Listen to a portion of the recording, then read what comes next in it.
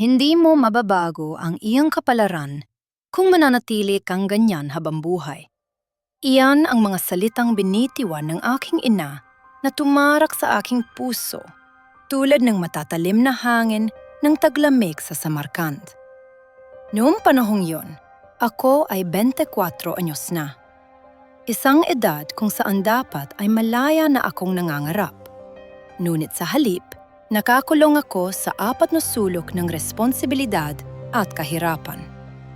Ako si Amina. Ipinanganak ako at lumaki sa Samarkand, isang sinaunang lungsod sa Uzbekistan.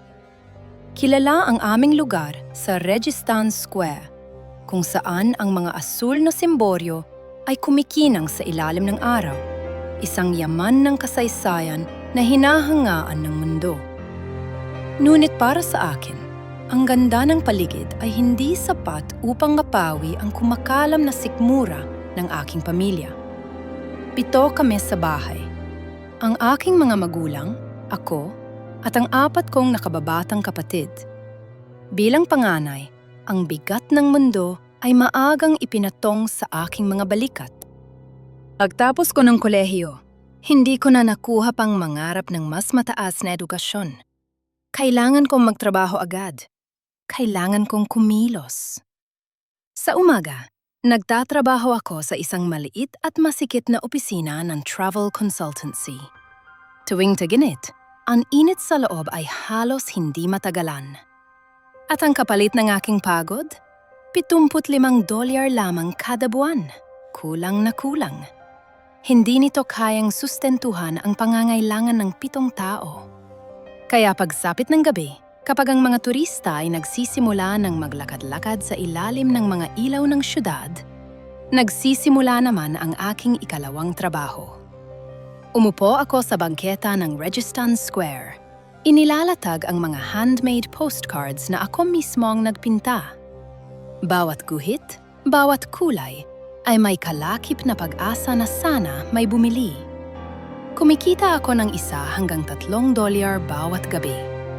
Umuuwi ako madalas bandang 11:00 na, pagod na pagod. At minsan, walang laman ang bulsa. Ang hirap sa amin ay hindi lamang sa pagkain, kundi sa lamig. Ang taglamig sa Samarkand ay malupit. Madalas na bumabagsak ang temperatura sa ilalim ng 0. Ang hita o pampainit ay isang luho na hindi namin kayang bilhin. Naaalala ko pa ang mga gabing iyon. Kaming 7 ay nagsisiksikan sa pinakamaliit na kwarto ng aming bahay. Nagpapatong-patong kami ng mga lumang kumot, umaasa sa init ng katawan ng bawat isa upang mabuhay hanggang umaga. Madalas kong maramdaman ang panginginig ng aking bunsong kapatid na si Amir. Niyayakap ko siya ng mahigpit, inilalagay ang kanyang maliliit at nagyayelong mga kamay sa loob ng aking damit. Idinidikit sa aking balat upang siya ay mainitan. Sa dilim, tahimik akong lumuluha, nagtatanong sa langit kung hanggang kailan kami magdurusa ng ganito. Ang aking ama ay isang construction worker, ngunit madalas ay walang trabaho. Kapag umuulan o kapag tapos na ang proyekto, nakaupo lang siya sa lumang sofa, nakatulala sa kawalan. Ang kanyang mga balikat ay nakayuko, tila sumusuko sa bigat ng buhay. Ang aking ina naman ay walang tigil sa paggabi ng mga alpombra. Masakit ang kanyang likod, maga ang kanyang mga daliri, at minsan ay naririnig ko ang kanyang mahinang daing. Ngunit hindi siya tumitigil.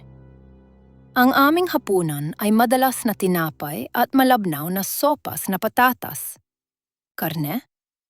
Iyon ay para lamang sa mga panaginip o sa mga bihirang okasyon. Madalas, sinasabi ng nanay ko na busog na siya. Ibinibigay ang kanyang parte sa amin. Pero alam ko ang totoo. Alam kong gutom din siya. Sa gitna ng kadilimang ito, may isang liwanag akong natagpuan. Ang internet. Sa aking lumang cellphone, nadiskubre ko ang mga video tungkol sa isang bansang malayo sa amin, ang Pilipinas. Nakita ko ang mga modernong gusali, ang mga taong masayahin, at ang malawak na paggamit nila ng wikang Ingles. Namangha ako. Sa bawat libreng oras o sa kalaliman ng gabi kapag tulog na ang lahat, nag-aaral ako. Nag-aral ako ng English at digital design gamit ang maliit na screen ng aking telepono. Pinagtawanan ako ng iba. Sabi nila, "Amina, nababaliw ka na ba? Anong gagawin mo sa English dito? Walang katutunguhan yan." Pero hindi ako nakinig. Ang mga salitang tulad ng hamon, pag-unlad, at oportunidad na naririnig ko sa mga video ay nagbigay sa akin ng lakas. Naniwala ako na ang talento, kapag hinasa, ay magdadala sa akin sa mas magandang lugar. Ngunit ang realidad ay nanatiling malupit. Sa edad na 24, ako pa rin ay si Amina na nagtitinda sa kalye. Nagsimula nang mag-alala ang nanay ko. Gusto niya akong ipakasal sa anak ng aming kapitbahay. Sabi niya, ito na lang ang paraan para guminhawa ako. Pero umiling ako. Ayokong magpatali.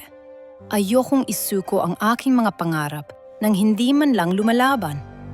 Hindi ko alam noon na ang tadhana ay may inihandang sorpresa para sa akin sa isang mainit na hapon ng Marso. Isang araw, habang nasa opisina ako at walang ginagawa dahil walang turista, pumasok ang isang lalaki. Mukha siyang asyano, malinis manamit, naka-polo shirt at maayos ang tindig.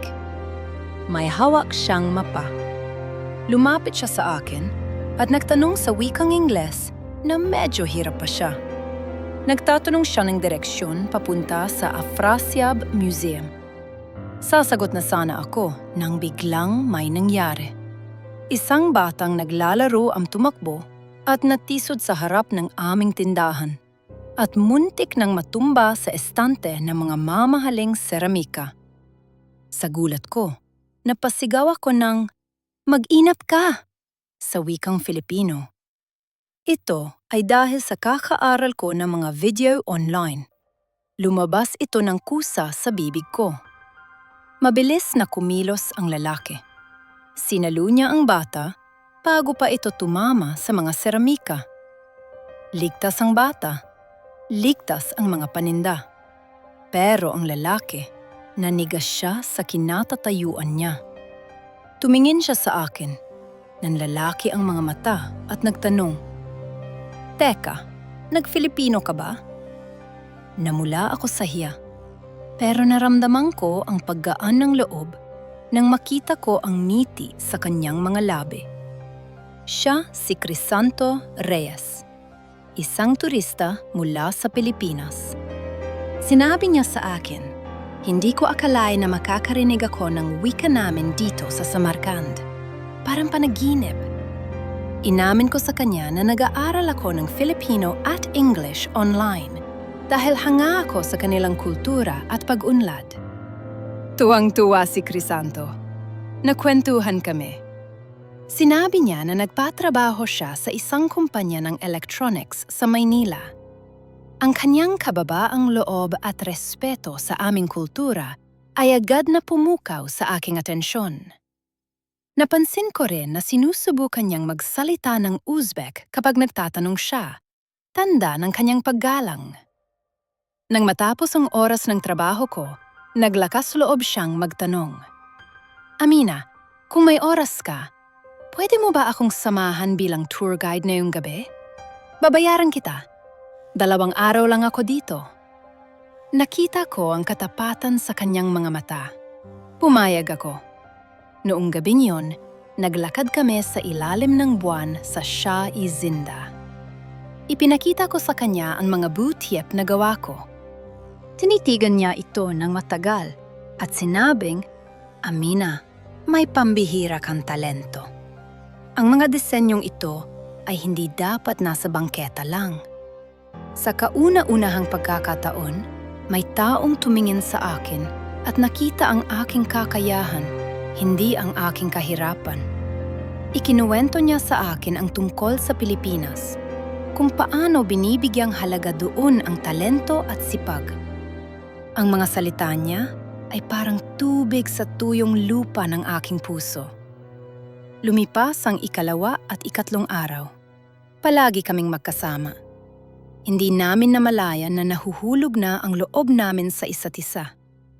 Ang tingin ni Crisanto ay puno ng pagmamahal at respeto. At ako, naramdaman ko ang seguridad na matagal ko nang hinahanap. Ngunit dumating ang ikaapat na gabi, ang gabi ng pagsubok. Habang naglalakad kami pabalik sa kanyang hotel para magpaalam dahil aalis na siya kinabukasan, hinarang kami ng 4 na lalaking lasing, mga lokal na siga sa aming lugar. Pinalibutan nila kami at hiningi ang pera ni Crisanto. Ninigas ako sa takot. Nanginginig ang tuhod ko. Pero si Crisanto, hindi siya natinag. Sa halip na tumakbo, hinila niya ako sa kanyang likuran. Hinarangan niya ako mula sa mga lalaki. Mahinahon, ngunit matigas niyang sinabi, "Ibibigay ko ang pera, pero huwag ninyong gagalawin ang babaeng ito." Pilipino ako. Ibinigay niya ang lahat ng nasa bulsa niya. Nang umalis ang mga lasing, napaupo ako sa kalsada at humagulgol. Natakot ako para sa kanya. Niyakap ako ni Crisanto at hinaplos ang aking buhok. "Patawad, Amina, na ilagay kita sa panganib. Pero pangako, poprotektahan kita kahit anong mangyari." Sa sandaling iyon, alam ko na. Ito ang lalaking gusto kong makasama habang buhay. Isang lalaking handang magsakripisyo at magprotekta sa akin kahit sa ibang bayan. Sa ilalim ng madilim na langit, hinawakan ni Crisanto ang mukha ko at sinabing, "Amina, 5 araw pa lang tayong magkakilala. Pero hindi ko na kayang itago ito. Alam kong mahirap ang buhay, pero gusto kitang isama. Gusto kitang pakasalan. Bigyan mo ako ng pagkakataon." Tumango ako habang umiiyak. "Oh, Crisanto, mahal din kita. Ngunit ang aming pag-ibig ay agad na sinubok pagdating namin sa bahay. Nang ipakilala ko siya sa aking mga magulang at sinabi ang aming plano, dumilim ang muka ng aking ina. Pagkaalis ni Crisanto, kinausap nila ako ng masinsinan. "Amina, nababaliw ka na ba?" Sigaw ng nanay ko. 5 araw? Magpapakasal ka sa lalaking 5 araw mo palang kilala? Alam mo ba ang sinapit ni Fatima? Nagpakasal sa dayuhan, dinala sa ibang bansa, at pagkaraan ng 1 taon ay umuwing luhaan dahil sa hirap at pang-aapi. Yun ba ang gusto mong mangyari sa'yo? Pumagit na ang aking ama. "Anak, napakalayo ng Pilipinas. Sino ang magtatanggol sa'yo doon kapag inapi ka niya? Pakaibenta ka lang niya. Hindi kami makakapayag." Umiyak ako at nagpaliwanag, pero buo ang desisyon nila. Natakot ako na baka sumuko si Crisanto. Pero hindi. Kinanselan niya ang kanyang flight pabalik. Nanatili siya sa Samarkand. Bumalik siya sa aming bahay. Lumuhod sa harap ng aking mga magulang at nagsalita ng may buong paggalang. "Ama, ina, naiintindihan ko ang inyong takot. Alam kong mabilis ang lahat. Pero seryoso ako kay Amina. Hindi ko siya sasaktan. Alam ko ang tradisyon dito. Bilang pagpapakita ng aking malinis na intensyon, hayaan ninyo akong maghanda ng bride wealth o shinle ayon sa inyong kultura. Sa aming kultura, ang shinle ay simbolo ng kakayahan ng lalaki na buhayin ang babae. Ang tatay ko, marahil para subukan si Crisanto o para paatrasin siya, ay humingi ng malaking halaga. Katumbas ito ng mahigit 250,000 piso. Isang halagang halos imposible para sa amin. Pero tumang-ulang si Crisanto. Naiintindihan ko po. Babalik ako. Umalis siya pabalik ng Pilipinas. Ang 1 buwan na paghihintay ay parang 1 dekada. Gabi-gabi ay umiiyak ang nanay ko sa pag-aalala. Ang mga kapitbahay ay nagbubulungan. Sabi nila, niloko lang ako. Hindi na yon babalik. Pero naniwala ako. Naniwala ako sa lalaking humarang sa mga lasing para sa akin. At bumalik siya. Pagkalipas ng isang buwan, nakatayo si Crisanto sa harap ng aming pinto. Hindi lang niya dala ang halagang hinihingi. Dala niya ang halos 400,000 piso. Doble sa hiningi ng ama ko. Inabot niya ito at sinabing, "Hindi ito pambili kay Amina. Ito ay simbolo ng respeto ko sa inyo na nagpalaki sa kanya ng maayos. Ipinapangako ko, sa Pilipinas, hindi siya magugutom. Tutulungan ko siyang maabot ang pangarap niyang maging designer." Nanginig ang kamay ng tatay ko habang hawak ang pera. Tinitigan niya si Crisanto sa mata. Wala siyang nakitang yabang, kundi puro pagmamahal at determinasyon. Umiyak ang nanay ko at niyakap si Crisanto. "Anak, patawarin mo kami sa pagdududa. Ipinagkakatiwala na namin sa iyo si Amina." Kinasal kami sa isang simpleng seremonya. At dumating ang araw ng pag-alis. Habang nasa eroplano patungong Maynila, halo-halong kaba at saya ang nararamdaman ko. Ito na ang simula. 9 oras ang biyahe. Lumapak kami sa Naya ng gabi. Paglabas ko ng airport, sinalubong ako ng liwanag. Ang airport ay maliwanag, malinis at maayos. Ang mga tao ay disiplinado. Ibang-iba sa magulo at madilim na istasyon sa amin. Sumakay kami ng taxi. Namangha ako sa mga nagtataasang gusali ng Makati at BGC na kumikinang sa dilim. "Crisanto, totoo ba ito? Ang ganda ng bansa niyo," bulong ko. Ngumiti siya at sinading, "Simula pa lang yan, mahal." Dinala niya ako sa aming titirahan. Isang studio apartment. Maliit lang ito kumpara sa bahay namin sa Samarkand, pero para sa akin, isa itong palasyo. May heater, may mainit na tubig sa shower, may mabilis na internet. Sa unang pagkakataon, naligo ako ng mainit na tubig nang hindi nag-iinit sa kaldero. Umiyak ako sa tuwa. Dito, hindi na ako giginawin. Kinabukasan, tinupad ni Crisanto ang pangako niya. Dinala niya ako sa isang vocational training center para sa digital arts. Ipinakita ko sa manager ang mga sample ng postcards ko. Tiningnan niya ito ng maigi at tumango. "May natural kang talento, Amina. Sa tamang pagsasanay, malayo ang mararating mo." Nagsimula ang bagong buhay ko. Nag-aral ako ng mabuti. Ang mga gabi na dati ay ginugugol ko sa pagtitinda sa lamig ay ginugol ko ngayon sa harap ng computer, gumagawa ng mga disenyo. Nakita ko kung paano pinahahalagahan sa Pilipinas ang abilidad. Walang nagtanong kung saan ako galing o kung sino ang magulang ko. Ang tiningnan nila ay ang gawa ko. Makalipas ang 1 taon, natapos ko ang kurso. Natanggap ako sa isang malaking design company. At alam niyo ba, ang sweldo ko ay 25 beses na mas mataas kaysa sa kinikita ko sa Uzbekistan. 25 beses.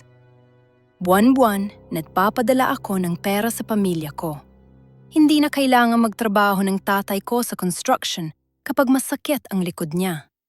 Hindi na kailangan maghabi ni nanay hanggang dumugo ang daliri. Ang mga kapatid ko ay nakakapag-aral na ng maayos, may bagong libro at uniforme. Si Amir, hindi na nanginginig sa ginaw tuwing gabi dahil nakapagpakabit na sila ng heater. Tumawag ang tatay ko isang gabi, umiiyak sa telepono. "Amina, anak, dahil sa iyo at dahil sa asawa mo, naranasan naming mabuhay ng may dignidad. Salamat." Kamakailan lang, inimbitahan namin sila na bumisita sa Pilipinas. Nang makita ng nanay ko ang aming buhay dito, ang kaligtasan sa daan kahit gabi, ang mga mall, ang aming maayos na bahay, hindi niya mapigilang umiyak. Niyakap niya si Crisanto ng mahigpit. Salamat, anak. Salamat at tinupad mo ang pangako mo. Salamat at binigyan mo ng bagong mundo si Amina.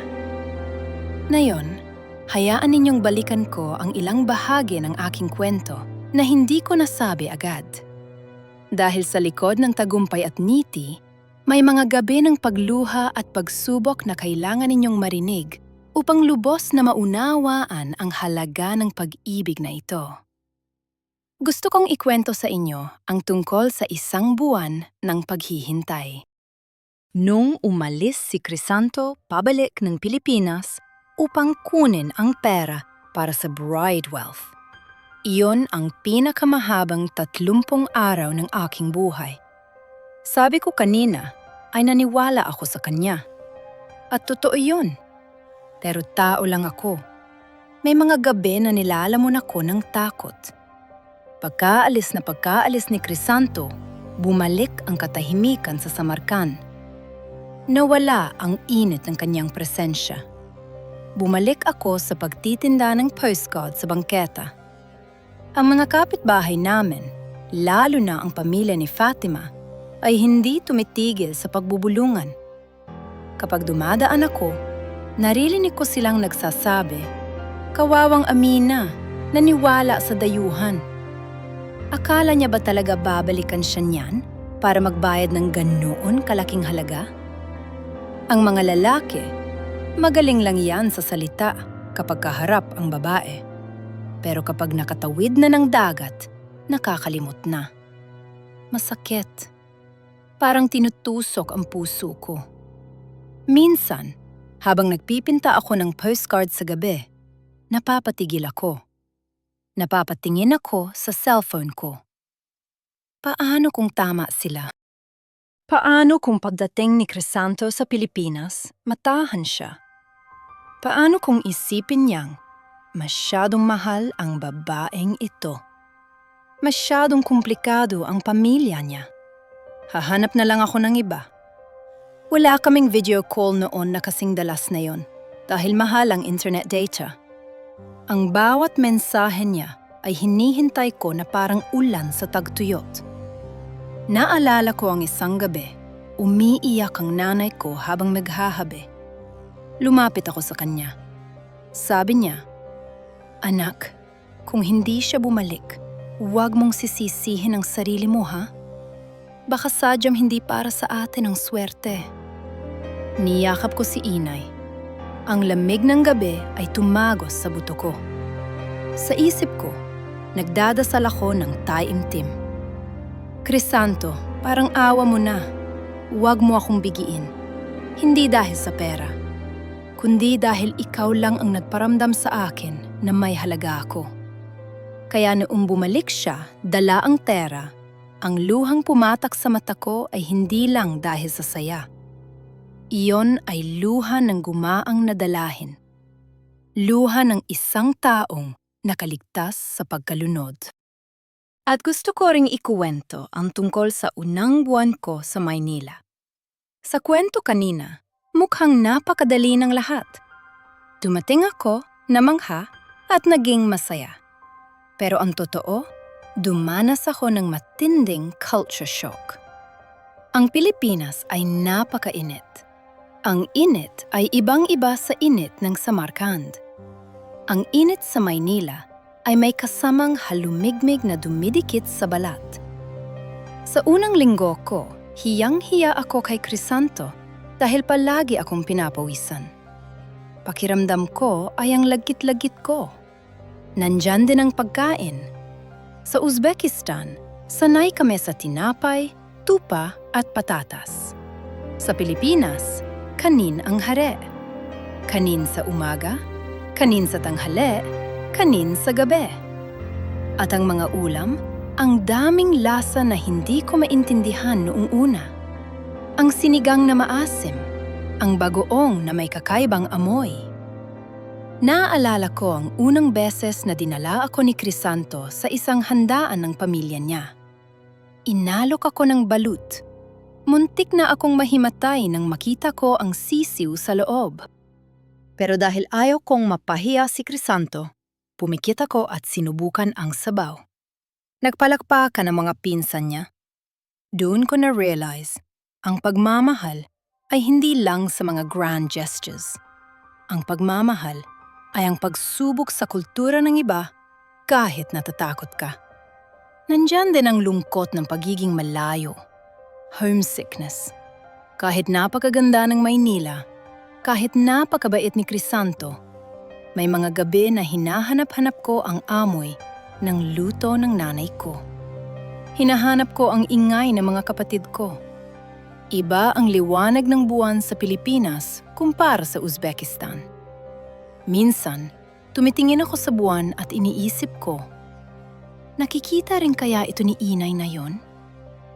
Umiiyak ako ng patago sa banyo para hindi mag-alala si Crisanto. Pero alam niya, palagi niyang alam. Yayakapin niya ako at sasabihing, gagawa tayo ng paraan para makapunta sila dito. Ang pag-aaral ko ng design ay hindi rin naging madali. Oo, may talento ako sa pagpipinta ng kamay. Pero ang digital design ay ibang mundo. Noong una, hirap na hirap ako sa computer software. Ang mga kaklase ko ay ang dibilis mag-click, ang gagaling sa shortcuts. Ako, na sanay sa brush at tintura, ay parang pagong. Nandoon ang takot na baka nagkamali si Crisanto ng pagtaya sa akin. Baka hanggang postcard lang talaga ako. Isang beses, sa sobrang frustration ko dahil hindi ko makuha ang tamang kulay sa screen, gusto ko nang sumuko. Umuwi ako at sinabi kay Crisanto, "Mahal, parang hindi ko kaya. Ang bobo ko sa technology." Pero hindi siya pumayag. Binilhan niya ako ng mas magandang drawing tablet. Tuwing gabi, pagka-uwi niya galing trabaho, kahit pagod siya, tinutulungan niya akong mag-aral ng Photoshop at Illustrator. Siya ang naging unang kritiko at unang tagahanga ko. Ang tagumpay ko ngayon ay hindi lang dahil sa akin. Kalahati noon ay dahil sa tiyaga niya. Gusto ko ring ibahagi ang isang espesyal na sandali noong bumisita ang aking pamilya dito sa Pilipinas. Ang Uzbekistan ay isang double landlocked country. Ibig sabihin, napapaligiran kami ng mga bansang walang dagat. Hindi pa nakakakita ng dagat ang mga magulang ko sa buong buhay nila. Dinala namin sila sa Batangas. Hinding-hindi ko makakalimutan ang mukha ng tatay ko nang una niyang makita ang karagatan. Tumigil siya sa paglalakad sa buhanginan. Tinitigan niya ang walang hanggang asul na tubig na humahalik sa langit. Nakita ko ang isang matandang lalaki na buong buhay ay nagtrabaho sa alikabok at semento, na biglang naging parang bata. Tumulo ang luha niya. "Amina," sabi niya sa akin, "ang laki pala ng mundo. At ang swerte mo na dito ka dinala ng tadhana." Tumakbo ang mga kapatid ko sa tubig, tumatawa, nagtatampisaw. Ang nanay ko ay umupo sa ilalim ng puno ng niyog, umiinom ng buko juice at nakanghiti ng payapa. Iyon ang sandaling nasabi ko sa sarili ko. Sulit ang lahat. Sulit ang takot. Sulit ang pangungulila. Sulit ang paghihirap. Dahil naibigay ko sa kanila ang karanasang ito. At tungkol sa aking trabaho ngayon, hindi lang ito basta pagdidisenyo. Sa bawat poster, sa bawat logo, sa bawat artwork na ginagawa ko, inihahalo ko ang kulay ng Uzbekistan at Pilipinas. Ang mga pattern ng Samarkand ay isinasama ko sa mga kulay ng tropical na Maynila. Naging signature style ko ito. Maraming kliyente ang nagugustuhan dahil kakaiba daw. Sabi nila, may kwento ang gawa ko. At totoo yun. Ang bawat disenyo ay kwento ng dalawang mundong pinag-isa ng pag-ibig. May isa pa akong natutunan dito sa Pilipinas na nagbago sa pananaw ko sa buhay. ang konsepto ng bayanihan at malasakit. Sa Uzbekistan, sanay kami na kanya-kanya dahil sa hirap ng buhay. Pero dito, nakita ko kung paano magtulungan ang mga magkakatrabaho. Kapag may sakit ang isa, lahat nag-aalala. Kapag may birthday, lahat nag-aambagan para sa pansit. Ang init ng pakikipagkapwa-tao ng mga Pilipino ang nagpaalis ng lamig sa puso ko na dala ng kahirapan. Tinuruan nila akong maging mas bukas, mas masayahin at mas mapagbigay. Kaya sa mga kababayan kong Uzbek at sa mga Pilipinong nakikinig, gusto kong sabihin ito. Ang pag-aasawa ng dayuhan ay hindi solusyon sa kahirapan. Ang solusyon ay ang tamang tao. Kung napakasal ako sa mayaman pero masamang ugali, siguro ay miserable ako ngayon sa isang mansyon. Pero napakasal ako kay Crisanto, isang simpleng empleyado na mayaman sa pangarap at respeto. Ang tunay na yaman na nakuha ko ay hindi ang pera na ipinapadala ko sa Samarkand. Ang tunay na yaman ay ang pagkakataong maging malaya. Malaya mula sa takot na walang kakainin bukas. Malaya mula sa lamig ng paglamig. Malaya na mangarap para sa sarili ko at sa pamilya ko. Ngayon, kapag tinitingnan ko ang aking mga kamay, hindi na ito ang mga kamay na nanghinginig sa lamig habang nagtitinda ng postcard. Ito ay mga kamay na lumilika ng sining. Mga kamay na humahawak sa kamay ni Crisanto. At mga kamay na tumutulong sa aking pamilya.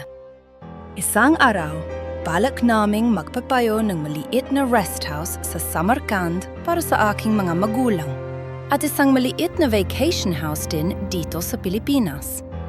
Gusto naming maging tulay ang aming mga anak sa dalawang kulturang ito.